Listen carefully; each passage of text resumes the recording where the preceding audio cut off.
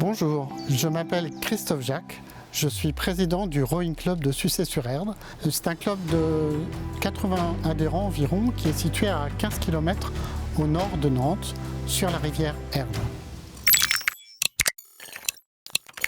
Le club a été créé en 1996 par trois Nantais qui connaissaient très bien en fait la rivière Erdre puisqu'ils naviguaient dessus, et ils souhaitaient créer un club au milieu de ce bassin qui est un bassin magnifique. Cette rivière en fait présente des paysages très variés qui vont de grandes étendues d'eau qu'on appelle des plaines, en passant par des lieux plus sauvages. Et puis il y a également des petits châteaux situés entre Sucé-sur-Erdre et Nantes, qui sont des folies construites par les armateurs nantais.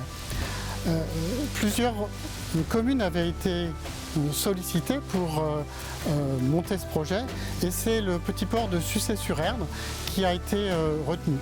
Avec un tel bassin, le club s'est rapidement développé pour compter une centaine d'adhérents et a présenté une spécificité. En plus de l'aviron classique, on peut ici pratiquer la rame à la Veneta. C'est la rame qui est pratiquée à Venise sur les gondoles. Donc ici, à Sucé-sur-Erdre, il est possible de s'initier à cette rame, de la pratiquer et de se perfectionner, et même plus simplement, si on est néophyte, de profiter d'une balade en gondole sans aller jusqu'à Venise. Le club dispose de 7 bateaux vénitiens, dont 2 véritables gondoles. Au niveau encadrement, il y a 9 initiateurs, dont 3 sont diplômés d'une école de rame à la vénitienne italienne, école qui s'appelle Libertas et qui est reconnue par le CONI, le Comité olympique national italien. Oui, bien sûr, nos gondoles sont de véritables gondoles vénitiennes qui viennent de Venise. Elles ont été fabriquées à Venise, elles ont servi auprès de gondoliers vénitiens, et le club les a achetées en 2011. Il les a fait reconditionner et rapatrier depuis Venise.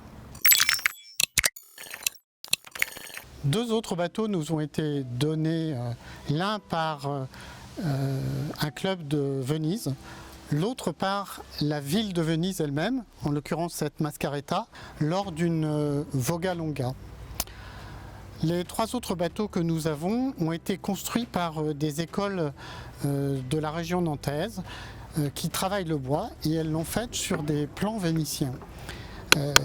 Un bateau a été construit par l'école supérieure du bois de Carquefou, et les 2 autres par une école de charpenterie de marine de Mesquer, en l'occurrence ce bateau.